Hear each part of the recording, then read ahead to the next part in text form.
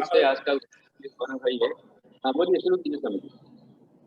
मंगलम भगवान वीरो मंगलम गौतमो गणी मंगलम कुंद कुंदाद्यो जैन धर्मोस्तु मंगलम सर्व मंगल मंगलम सर्व कल्याण कारकम प्रदानम सर्वधर्माणां जैनम जयतु शासनम जैनम जयतु शासनम। जब बोलो अनंतानंद सिद्ध मिष्टि भगवान की जय बोलो शांति सागर जी महाराज की जय बोलो ब्रह्म पूज्याचार्य श्री कुंदू सागर जी महाराज की जय बोलो ब्रह्म पूज्याचार्य श्री पद्मनंदी जी महाराज की बोलो गुरुदेव आचार्य श्री गुणनंदी जी महाराज की गुरुदेव आचार्य श्री गुप्तनंदी जी महाराज की माँ जिनवानी माता की जैन धर्म की। धर्म स्नेही बंधुओं, संसारी जीव अपने पुण्य और पाप के कारण ही सुख और दुख को भोगता है, फिर भी अज्ञानता के वशीभूत होकर कि हम दूसरों को दोष देते हैं कि इनके कारण मैं दुखी हूँ, ये नहीं तो मैं सुखी नहीं होऊंगा, इनके कारण मैं सुखी हूँ, ये नहीं तो मेरा क्या होगा। ग्रस्त में रहने वालों की ऐसी ही धारणा होती है कि मैं हूं तो सब चल रहा है, मैं नहीं तो इसका क्या होगा। ये सब हमारी गलत धारणाएं हैं। किसी के बिना किसी का कार्य रुकता नहीं है। दुनिया में रोज कितने लोग जन्म लेते हैं, कितने मरते हैं, फिर भी कार्य तो चलता ही है। हाँ, थोड़ा कम ज्यादा जरूर होता है, लेकिन रुकता नहीं, क्योंकि सब अपने अपने पुण्य और पाप के अनुसार ही सुख और दुख भोगते हैं। पुण्य के आज पुण्य से ही सब कार्य होते हैं, पुण्य नहीं तो अपन कुछ भी नहीं कर सकते। आज लोग पुण्य सुख तो चाहते हैं पर पुण्य का कार्य करना नहीं चाहते। पुण्य बिगड़ कार्य की सफलता प्राप्त हो सकती है, लेकिन काल में भी नहीं हो सकती। हम सभी को यही कहते हैं कि पुण्य संचय करो, पुण्य है हमारे सब कार्य की सिद्धि होगी। आज लोग गुरु के पास आते हैं और कहते हैं, अपनी समस्या कहते हैं, महाराज जी हमारे यहाँ शांति नहीं है, कुछ बताइए, हमारे यहाँ व्यापार नहीं चल रहा है, हमारे व्यापार में घाटा हो रहा है। ये सब किस कारण से होता है? ये अपने पाप कर्म के वजह से होता है। पुण्य करे तो सब कार्य की सफलता अपने आप होती है, इसीलिए पुण्य कार्य करना चाहिए। आज मनुष्य दिन भर 24 घंटा पैसा पैसा पैसा के पीछे भागता है, अपने भी सुख नहीं रखता है कि क्या अपने लिए भी कुछ करना चाहिए कि नहीं।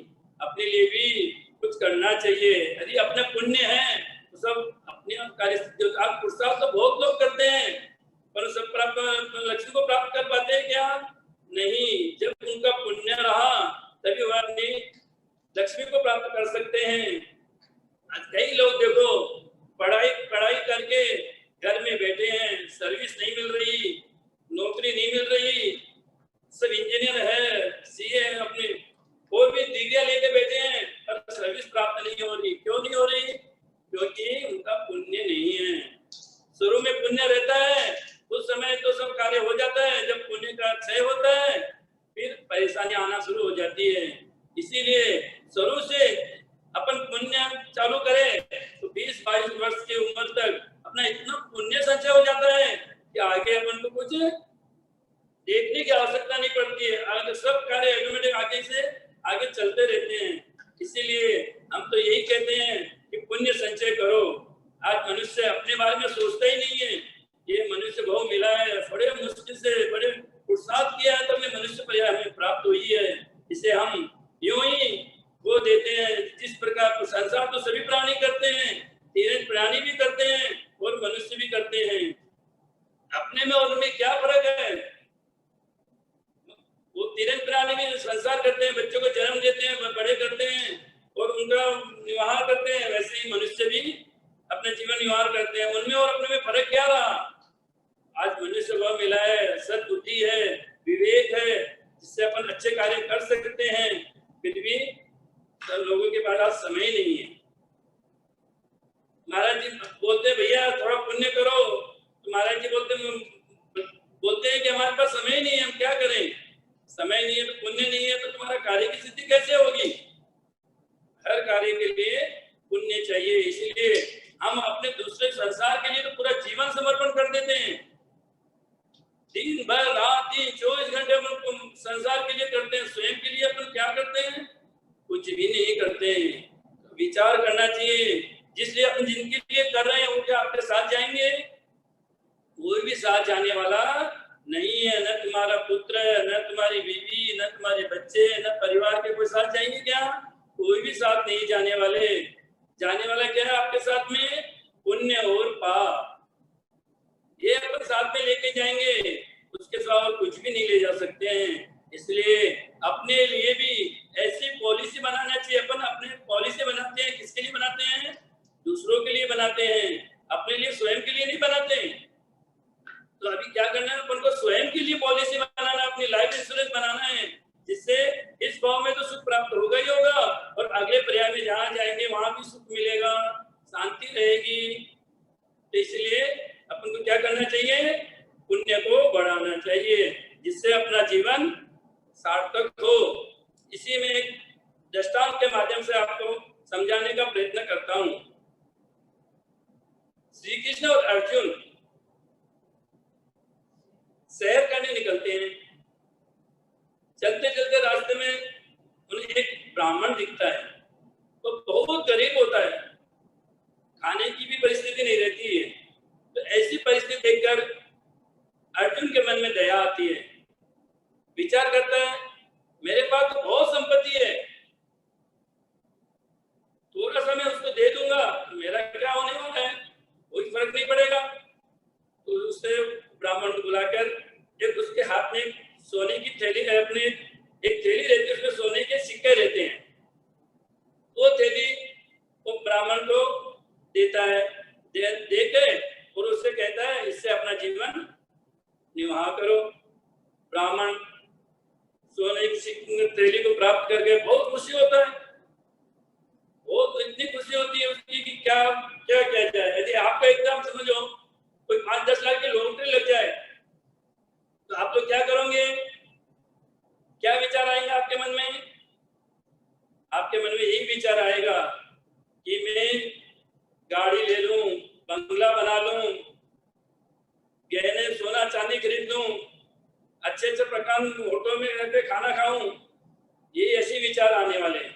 आएंगे कि नहीं आएंगे, ऐसे विचार आते हैं। उस ब्राह्मण के मन में ऐसे विचार आ रहे थे, संसार के भोगों के विचार थे कि मैं अच्छा मकान बनाऊंगा, बच्चों को अच्छे से पढ़ाई कराऊंगा, गाड़ी वाड़ी रखूंगा, गाड़ी लूंगा, ये सब विचार चलते चलते वो चल रहा था। जाते जाते रास्ते में क्या होता है, एक चोर वो देखता है उसको और उसके हाथ से वो थैली छीन के चला जाता है। अब ब्राह्मण विचार करते करते रह गया, जो लक्ष्मी आई थी वो भी चली गई, और टेंशन में आ जाता है। जब पैसा नहीं होता है तो इतना ये नहीं लगता, जब पैसे आके चले जाते हैं बहुत दुख होता है। फिर थोड़े दिन ऐसे ही दिन निकलते गए। फिर एक दिन श्री कृष्ण और लक्ष्मण, श्री कृष्ण और अर्जुन वापस उसी रास्ते उधर गए कि देखते हैं उसका क्या हुआ। आगे जाके देखते हैं तो वो ब्राह्मण पहले की अवस्था से और ज्यादा खराब अवस्था थी उसकी। तो अर्जुन पूछता है आपकी ऐसी परिस्थिति क्यों हो गई, आपको इतना ये दिया उसका क्या हुआ। तो वो सब अपनी स्टोरी बताता है, ऐसा ऐसा हो गया। तो अर्जुन तो उसको फिर दया आती है, तो उसको उस समय उसके पास एक डायमंड, नीला डायमंड उसको देता है, एक डायमंड देता है उसको देता है, कहता है कि जाओ ये लो और अपना जीवन ये करो, व्यापन करो। वो लेकर अब थोड़ा सावधान था वो कि पहले वाली एक बार घटना घट गई तो आदमी सामने वाला सावधान रहता है, तो वो थोड़ा सावधान से अपने घर की ओर जाने लगा। धीरे धीरे वापिस फिर विचार तो वही चल रहे थे उसके, ये विषय में ऐसा करूंगा, ये करूंगा, वो करूंगा। पहुंच जाता है। घर पहुंचकर वहां उसको सोचता है कि इसको मैं कहाँ रखूं, कहीं चोर को कहीं पता लगा और चोर लेकर गया तो फिर मेरा वही हाल हो जाएगा। वो घर में इधर उधर देखता है, एक बहुत दिनों से एक मटका पड़ा था, तो सोचता है इस मटके में वो डायमंड डाल देता हूँ, इसमें किसी को शक भी नहीं होगा क्योंकि उस पर बहुत दिनों से पड़ा है, जाले वाले भी लगे थे, उसको शक नहीं होगा। तो इस करके उसने वो डायमंड को वो घड़े में डाल देता है और सो जाता है। सवेरे होता है, उसकी पत्नी पानी लेने के लिए नदी पे जाती है और पानी भर के वापस आ रही थी तो आते आते उसकी ठोकर, एक पत्थर से ठोकर लग जाती है जिससे वह घड़ा गिर जाता है। गिरने से वो फूट जाता है। तो वो फिर घर पे आती है, इधर उधर देखती तो वो जो घड़ा पुराना रखा था, गरीब परिस्थिति थी, तो वो घड़ा देखती है, उस घड़े को वैसे ही वो नदी पे लेके जाती है। तो जाके वहां उसको अच्छे से साफ वाफ करती है और पानी भर के वापस आती है। जब अंदर प्रवेश करती है उसी समय ब्राह्मण का नींद खुलती है और वो घड़े को पानी लाते हुए देखती है, अरे ये घड़ा एकदम चौंक जाता है और अरे इसमें तो एक डायमंड था। तो उसकी पत्नी कहती है मुझे तो कुछ मालूम नहीं, मैं तो घड़ा लेके गई, नदी में साफ कर रही और पानी भर के लेके आ गई। अब ब्राह्मण की परिस्थिति तो, जब पुण्य नहीं रहता है तो कितने भी लक्ष्मी रहे वो नहीं टिकती है, चले जाती है। वो वापिस परिस्थिति उसकी वैसी की ऐसी और ज्यादा खराब हो जाती है। ऐसे कुछ दिन निकलने के बाद फिर वापस श्री कृष्ण और अर्जुन निकलते हैं वहीं से और देखते हैं कि अब तो उसने अच्छा हो गया होगा उसका। देखते हैं तो फिर वो मिलता है तो उसकी परिस्थिति और भी कहीं भी दिखती है। तो विचार करता है ये ऐसा कैसा हुआ, तो उसको बुलाता है ब्राह्मण को और पूछता है, ब्राह्मण जैसा हुआ सब बता देता है। तो ये सुनकर श्री कृष्ण हंसता है तो अर्जुन को थोड़ा अच्छा नहीं लगता है, तो खुद तो कुछ दिया नहीं, मैंने दिया तो उसके ऊपर ये हंस रहा है। तो फिर श्री कृष्ण क्या करता है, उसको बुला के 2 आने उसको देता है। अर्जुन देखता है ये क्या दिया, क्या दिया तो 2 आने, मैंने इसको सोने की सिक्के दिया तो कुछ नहीं हुआ, डायमंड दिया उससे भी कुछ नहीं हुआ, 2 आने से क्या करेगा, ये क्या होगा इसका। तो विचार करते चलो श्री कृष्ण ने दिया, देखेंगे क्या करता है। ब्राह्मण को देता है तो ब्राह्मण विचार करता है कि दिया तो क्या दिया, 2 आने, इससे क्या होगा, एक दिन का खाना भी नहीं होगा।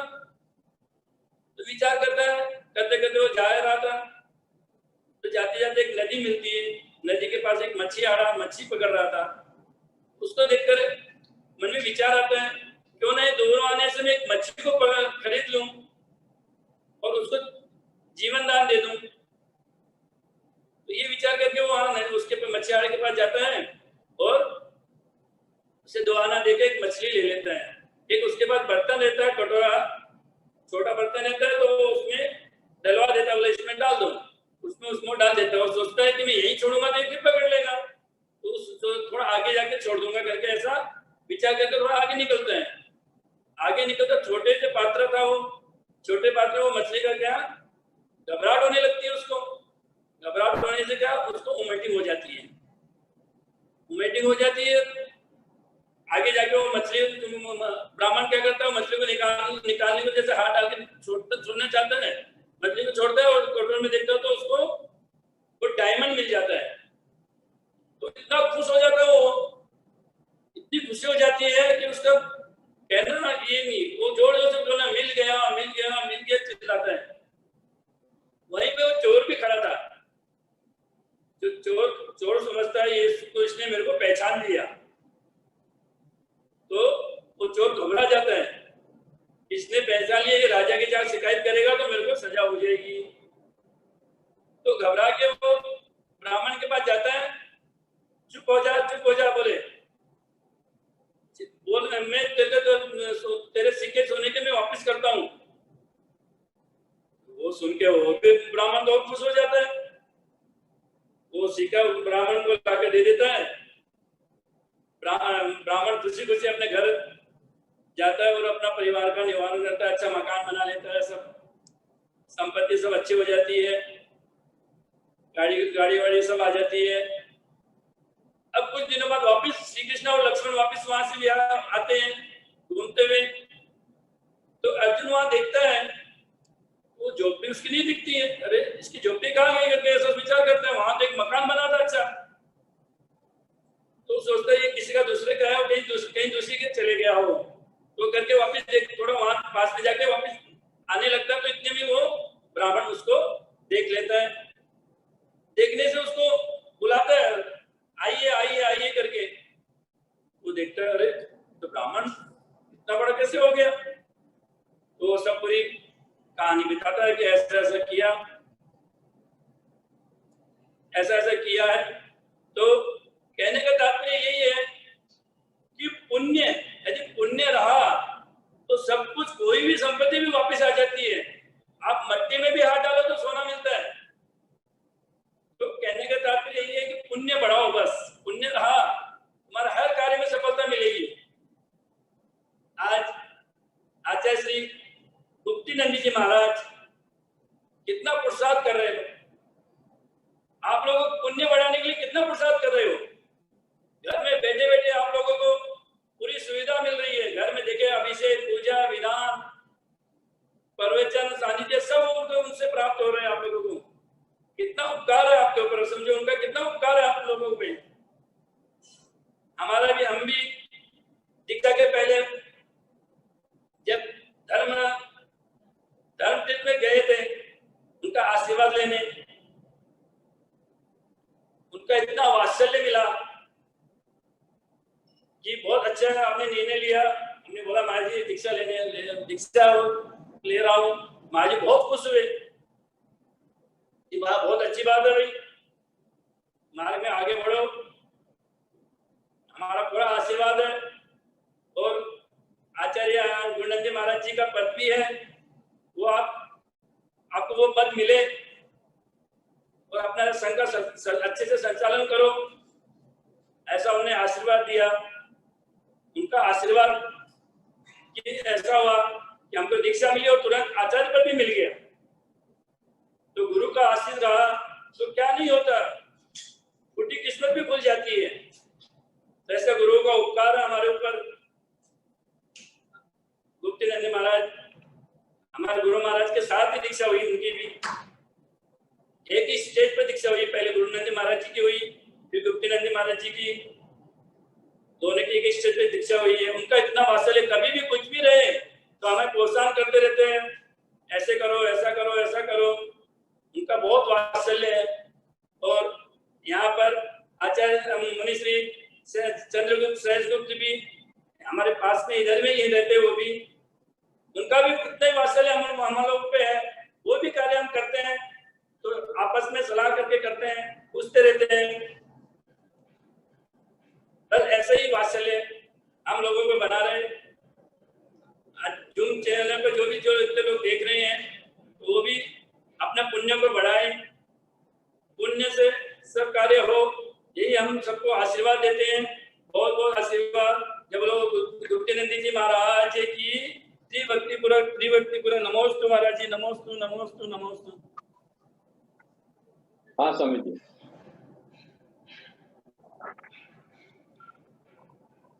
आपके लिए मेरा प्रतिनमस्तु। बहुत सुंदर प्रवचन आज आपने दिया, सुंदर सा उदाहरण दिया। और दो लाइन से बात को मैं शुरू कर रहा हूं। यदि आपके पास पुण्य है तो पुण्य से दो आने के अंदर भी आप बहुत कुछ पा सकते हैं, और पुण्य नहीं है तो सोने की असरतियां भी बेकार चली जाती है। इसलिए हमारे नीतिकार कहते हैं कि समायान्ति यथा लक्ष्मी नारी के जलामुवत गच्छन्ति यथा लक्ष्मी गज मुक्त कपित्ववत्। दो उदाहरण है। एक है नारियल। नारियल जो लगा होता है पेड़ पर, वो पेड़ पे नारियल पानी कौन डालता है? ऑटोमेटिक उस फल के अंदर जल आ जाता है, मीठा जल आ जाता है। इसी प्रकार से जब पुण्य होता है तो पुण्य से अनायास लक्ष्मी आ जाती है। पुण्य होना चाहिए। और यदि पाप का उदय हो तो एक कविट आता है, कैथा बोलते हैं, कविट बोलते हैं, कपिट बोलते हैं। तो कविट जो है वो हाथी निगल देता है, निगलने के कुछ देर बाद हाथी उस कविट को उगल देता है, लेकिन बिना तोड़े उसका अंदर का जो पूरा गुदा है, बीज, सब कुछ पूरा खा जाता है और निकलने पर कविट पूरा खाली निकलता है। इसलिए कहा है गच्छन्ति यथा लक्ष्मी गज मुक्त कपित्वत्। लक्ष्मी जाती है तो आहट करके नहीं जाती है, और आती है तो कहकर नहीं आती। लेकिन आचार्य कहते हैं कि तुम्हारे पास पुण्य होना चाहिए। और हो क्या रहा है, पुण्य फलम इच्छन्ति पुण्य न कुर्वन्ति मानवा। इंसान पुण्य की इच्छा करता, पुण्य करता नहीं है।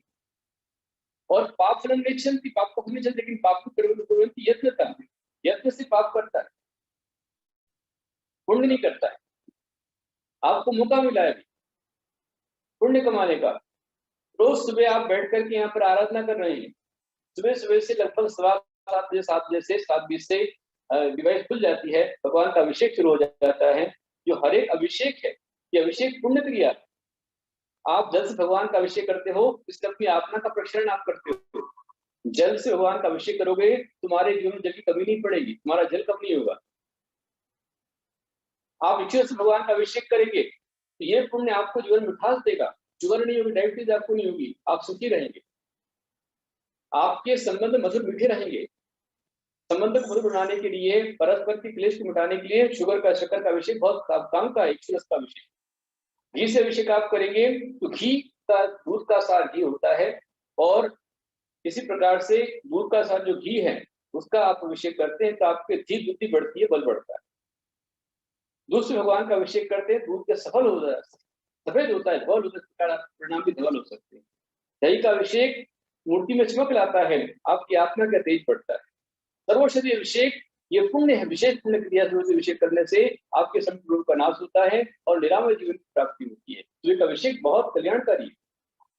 और उसके पश्चात 4 कलश से अभिषेक जो किया जाता है वो चतुर्गति को दूर उठाता है, चारों गति के आपदाओं से मिटाता है, चारों दिशाओं से सफलता चौमुखी विकास कराता है, चारों दिशाओं से आपको सफलता मिलती है और आगे जाकर के की प्राप्ति होती है।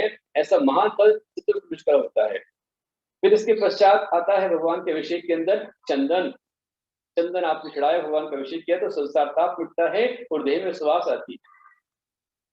पुष्पों की वृष्टि अष्ट प्रातिहार का अधिकारी आपको बनाती है। मंगल आरती आपके 8 दुख पीड़ाओं को मिटाती है और पूर्ण कलश आपके जीवन को पूर्ण बनाता है। और महाशांत धरा तो बहुत अतिशयकारी है। इस तरह से पूरा अभिषेक से लेकर के महाशांत धरा तक उसके बाद में अर्घ्य चढ़ाए जाते हैं। विधान होता है कि विधान आपकी विधि के विधान को अनुकूल बनाता है। इसलिए आप निरंतर पुण्यार्जन करते रहें। रोज घर बैठे आपको अभिषेक देखने मिल रहा है, शांतरा देखने मिल रही है, साथ में आपको गोग्रास आहारदान देखने का मौका आपको मिल जाता है। मंदिर का निर्माण चल रहा है और साथ में निरंतर दिगंबर साधु दर्शन आपको हो रहे हैं। रूपाली बार बार नोट्स भेज रही हैं, इसी संगत से आप है। आचार्य श्री गुणनंदी महाराज के साथ में निकली थी। आचार्य गुणनंदी जी हमारे परम साधक भी, हमारे अनुज, हमारे अग्रज थे, हमारे धर्मात्मा थे, धर्माग्रज थे। और एक ही मंच पर 22 जुलाई को रोहतक में मेरी और उनकी दीक्षा हुई थी। पहले उनके संस्कार और बाद में मेरे संस्कार, क्योंकि वो पहले आए थे। दीक्षा महोत्सव उन्हीं का था, उन्हीं की दीक्षा थी। एक तो आचार्य गुणनंदी की दीक्षा थी, ब्रह्मचारी संजय भैया, और एक तरफ कुमार नंदी उनकी दीक्षा होने वाली। मैं तो दीक्षा के 7 दिन पहले से गुरुदेव को शिव चढ़ाना मैंने शुरू किया और मुश्किल से 3 दिन पहले गुरुदेव ने कहा कि हाँ भाई तुम्हारी दीक्षा पक्की है। जिनका पोस्टर छपा था करण कुमार नंदी जी का, उन्हें कोई कारण बन गया, वो दीक्षा नहीं ले पाए। और मेरे पोस्टर में कहीं कोई नाम नहीं था, सिंपल सा कार्ड बना था, बाद में 2 दिन पहले कार्ड निकाला गया था, कोई प्रकार का कुछ नहीं था और मुझे कोई अपेक्षा नहीं थी। बस 3 दिन पहले तय हुआ और दीक्षा मेरी हो गई। होना उनकी थी, ये पुण्य मेरे। वो संघ में थे करण कुमार नंदी जी, उन्होंने वो शतांबर समाज से आए थे, तिलक अवस्था में उनको दीक्षा ग्रहण की है। करण कुमार नंदी जी काफी समय से निरंतर पढ़ते थे, हाँ निरंतर स्वाध्याय थे। उनकी मुझे दीक्षा पक्की थी, उनकी दीक्षा होनी थी पहले, फिर गुरुनंद जी की दीक्षा होनी थी। और हुआ कुछ और, पुण्य साथ में चाहिए।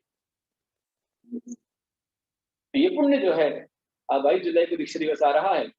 1 जुलाई से शुरू हुआ है दीक्षा दिवस, क्योंकि आचार्य चक्रवर्ती शांतागढ़ी महामुनिराज उनकी 1 जुलाई को दीक्षा महोत्सव अभी आया था।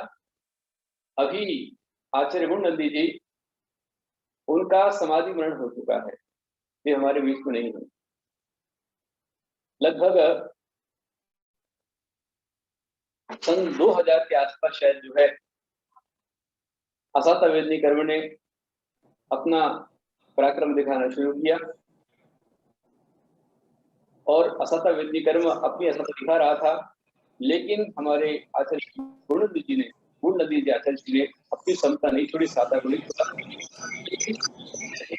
उसी अवस्था में वे श्रवण बेलगोला की यात्रा पर गए, वहां उन्होंने भगवान का पूरा अभिषेक देखा। और मैं समझता हूं कि 4 फरवरी 2008 का वो दिन था, इस दिन इचलकरंजी जी में आपका समाधि मरण हुआ। तो गुण नंदी जी हमारे बीच में नहीं है, लेकिन अपने गुणों से, अपने चरित्र से, अपनी साधना तपस्या से हमेशा हमारे बीच में है। और उनके पट्ट पद पर आचार्य गुणभद्र नंदी जी, राजेश भैया, जो कि बहुत अच्छी काफी समय तक संघ की सेवा करते रहे, संघ से जुड़े रहे, और 3 आरिका माता जी, मुझे 2 के नाम तो याद है, आदित्य श्री, दीप्ति श्री और माता जी हैं। और बहुत कर्नाटक से ना, कर्नाटक में मतलब यूपी की माता जी से बड़ौद में जन्मी हुई, और दिल्ली तरफ की सब आज कर्नाटक में इतना धारा प्रवाह कन्नड़ के अंदर प्रवचन करती हैं, कन्नड़ में, मराठी में, और कर्नाटक की माता जी हो गई सब। जैसे दान चिंतामणि अति मवे गुड्डू मवे वहां पर हुई थी, और दान चिंतामणि अति मवे ने आखिरी मार्का आरिका दीक्षा ली। ऐसी ये 3 माता जी, जो कि आचार्य श्री गुण महाराज की पूर्वाश्रम की एक माता है, जन्मदात्री माँ है, और एक छोटी बहन है, और दूसरी और बहन है। ये 3 माता जी, और सब और काफी संघ भी बढ़ चुका है, कर्नाटक में काफी अच्छी प्रभावना आपकी है। और उसी बीच में अभी पिछले वर्ष 2000 में समझता हूँ कि 17-18 में हमारे आचार्य श्री गुणभद्र नंदी जी ब्रह्मचारी अवस्था मेरे पास में आए थे। आकर के यहाँ पर मुझे पता चला कि उनकी दीक्षा है, तो तुरंत मैंने संघ के द्वारा गोद भराई करवाई। मैंने कहा बहुत अच्छा हुआ कि आचार्य गुण नंदी जी का पद जो खाली है वो अब एक शोभा को प्राप्त होगा, और बहुत अच्छे संघ से आप संघ को संभाल रहे हैं। जैसे ही आप निरंतर बढ़ते रहें, गुण भी है और भद्र भी है। भद्र मतलब सरल होता है, तो सरलता आपके अंदर है, सरलता आपका सबसे बड़ा गुण है, और सरलता में सफलता है। निरंतर आप उस पर आगे बढ़ते रहें, खूब साधना आपकी चलती रहे। और अजित कासलीवाल जी इचलकरंजी से पूरा 2 साल से खूब सेवा कर रहे हैं, उनके यहाँ पर चतुर्मास चल रहा है। बच परिवार अभी नागपुर से हमारे बीच में थे। हाँ, दिशाश्री, नित्यश्री, आदित्य श्री और दीप्ति श्री, ये 4 माता जी हैं शायद, और सारी माता जी कुछ लाइन में है, वहां पर दीदियां वगैरह क्यों में है। कर्नाटक है, महाराष्ट्र है। ये कर्नाटक जो है, कर्नाटक के लोग ऐसे हैं कि यदि नहीं करना तो कुछ नहीं करना। अपने खेत में ही घर बना करके रहते हैं, कोई मतलब नहीं उनको मंदिर से, गुरु से, और करने लग जावे तो इतना अच्छा करते हैं, इतना अच्छा करते हैं, बहुत आगे बढ़ जाते हैं। अच्छे उपवास तपस्या भी करते हैं। ऐसे कन्नड़ काफी साधक वहां पर हैं जो साधना कर रहे हैं। आपकी निरंतर प्रगति हो, खूब आप आगे बढ़ते रहें, लाभ लेते रहें। मैं मुनीश आचार्य श्री गुरुदेव महाराज का आभार व्यक्त करता हूँ कि जिन्हें आचार्य गुरुदेव से दीक्षा प्राप्त हुई, अच्छी प्रभावना वो कर रहे हैं। ऐसी खूब निरंतर आपका ज्ञान, ध्यान, तप, साधना बढ़ती रहे। हमेशा मैं आपके साथ में हूँ, पूरे संघ के साथ में। जब भी कुछ होता है आप मुझे सूचना करें, मुझे पता चलता है, मैं हमेशा आपके साथ में हूँ। हमारे गुरु भैया कांचन भाई निरंतर बिहार में उनके साथ जाते रहते हैं, अच्छी सेवा करते रहते हैं। और सुरेश चंद्र जी पास में यहाँ पर है, उन्होंने मुझे बताया कि हमारे कुछ गुरुदेव महाराज जी तैयार है। मैंने पहले ही सूचना दिलवाई थी, लेकिन आपका मैं चाहूंगा कि आदित्य श्री माता जी भी आगे आपकी सेटिंग जब बैठे तब आप प्रवचन के लिए आवे। कल हमारे बीच में आएंगे हम सबके